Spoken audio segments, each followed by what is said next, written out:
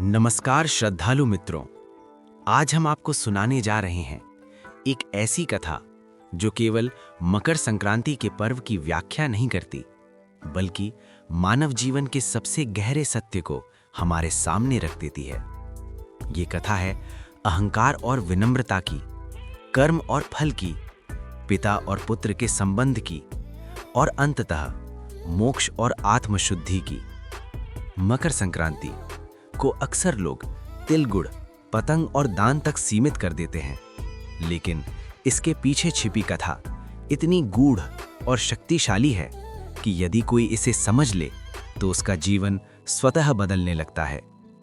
आज की इस कथा को ध्यान से, श्रद्धा से और पूरे मन से सुनिए, क्योंकि ये कथा किसी एक देवता की नहीं, हम सब की कथा है।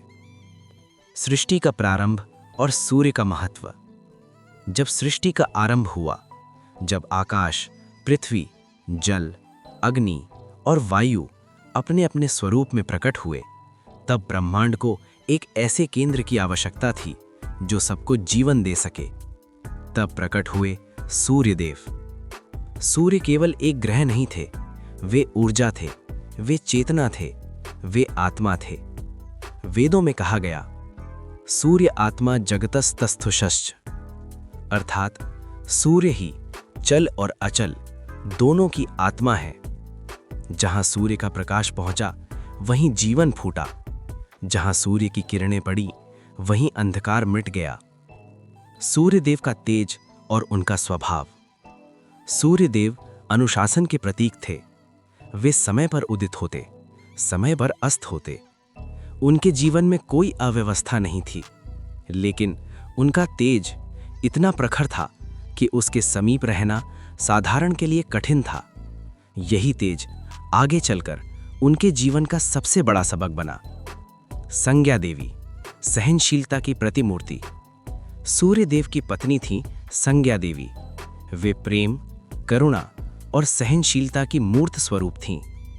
आरंभ में वे सूर्यदेव के तेज को सहन करती रहीं, लेकिन समय के साथ वो तेज उनके शरीर और मन दोनों को पीड़ा देने लगा। उन्होंने सूर्य से निवेदन किया, स्वामी, आपका तेज मेरे लिए असहनीय हो रहा है। पर सूर्यदेव अपने धर्म और कर्तव्य के कारण अपना तेज कम नहीं कर सके। छाया का निर्माण, एक कठिन निर्णय। अंततः संज्ञा देवी ने एक कठिन लेकिन आवश्यक निर्णय लिया।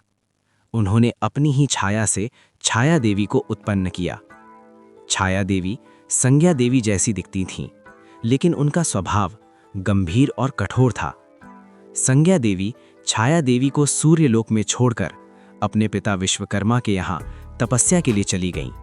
छाया देवी का जीवन और शनि का जन्म।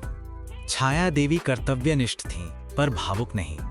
उनसे सूर्य देव को वो स्नेह और कोमलता अनुभव नहीं हुई जो संज्ञा देवी से होती थी। समय बीता और छाया देवी से एक पुत्र का जन्म हुआ। ये पुत्र था शनि। बालक शनि अन्य बच्चों जैसे नहीं थे। वे कम बोलते, अधिक सोचते और गहराई से हर बात को समझते। उपेक्षा में जन्मा न्याय।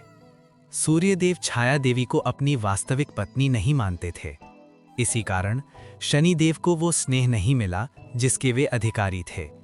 ये उपेक्षा शनि के मन में कड़वाहट नहीं, बल्कि गंभीरता लाई। उन्होंने बहुत जल्दी ये समझ लिया कि जीवन भावनाओं से नहीं, कर्मों से चलता है। शनिदेव की कठोर तपस्या। युवा होने पर शनिदेव ने संसार से विरक्ति ली। वे वन में चले गए और कठोर तपस्या में लीन हो गए। उनकी तपस्या इतनी कठोर थी कि देवता भी चिंतित हो उठे। अंततः ब्रह्मा जी प्रकट हुए। शनि ने कोई राज्य, वैभव या शक्ति नहीं मांगी।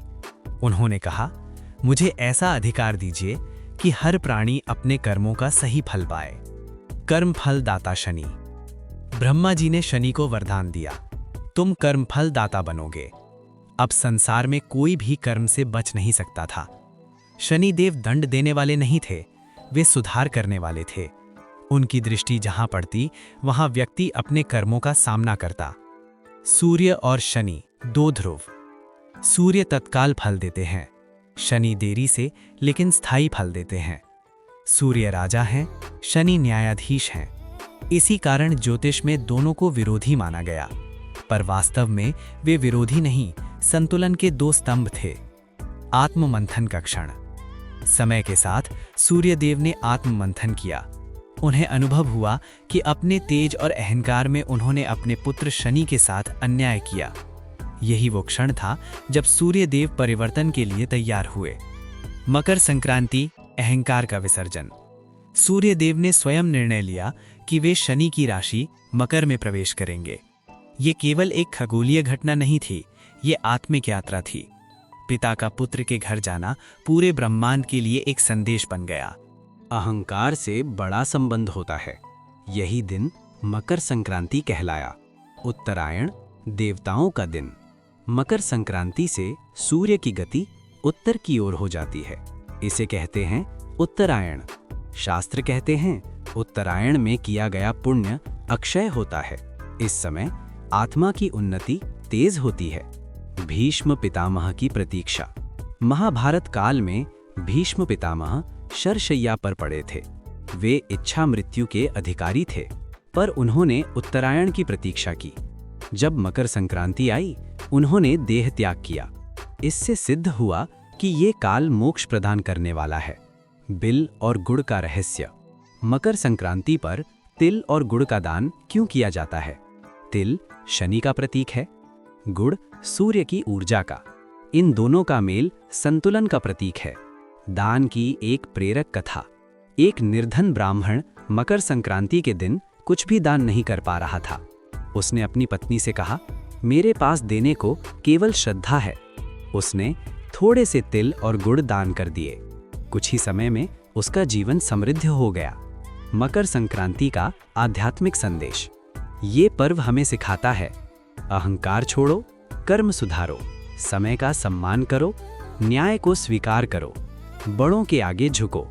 जो व्यक्ति इन बातों को अपनाता है, उसका जीवन स्वतः बदल जाता है। अंतिम संदेश, आत्म परिवर्तन का पर्व।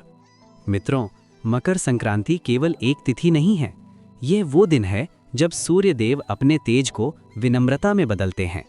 यदि देवता भी अपने अहंकार को त्याग सकते हैं, तो हम क्यों नहीं? इस कथा को श्रद्धा से सुनना भी एक पुण्य है। सूर्यदेव और शनि महाराज आपके जीवन को प्रकाश और न्याय से भर दें। जय सूर्यदेव, जय शनि महाराज, जय सनातन।